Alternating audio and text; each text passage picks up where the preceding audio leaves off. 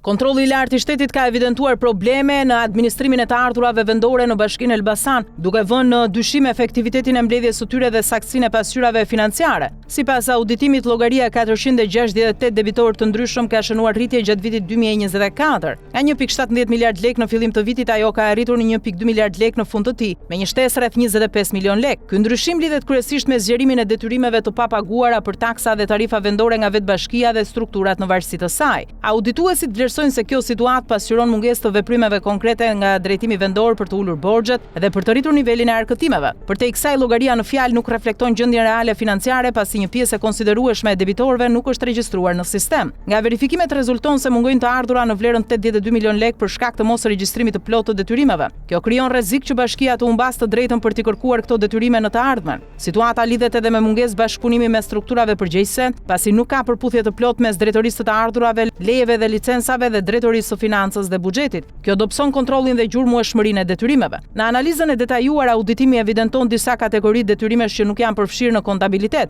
Mes tyre janë gjobat e vendosura nga IMTV në vlerën 72.474.712 lek. Nga kjo shumë vetëm 19.818.157 lek janë trajtuar përmes procedurave të faljes sipas vendimeve në fuqi, ndërsa për 21 subjekte mbeten të paregjistruara detyrime në vlerën 52.656.555 lek. Po ashtu nuk janë pasqyruar plotësisht detyrimet nga taksa e ndikimit në infrastrukturë që arrin në 17.714.436 lek. Një tjetër kategori janë kontratat e qiras për fondin pyjor dhe kullotat me një vlerë totale prej 12.368.615 lekësh të shpërndara në disa subjekte private. Në përfundim, KLSH kërkon nga Drejtoria e Buxhetit dhe Financës që të reflektojë të gjitha detyrimet në llogarinë 468, duke përfshirë debitorët e papasqyruar nga qirat, gjobat dhe taksat përkatëse. Qëllimi është korrigjimi i pasqyrave financiare për vitin 2025. Njëkohësisht, institucioni i auditimit i kërkon kryetarit të bashkisë të nisë procedura disiplinore për punonjësit përgjegjës dhe të vendos masa për të shmangur përsëritjen e shkeljeve.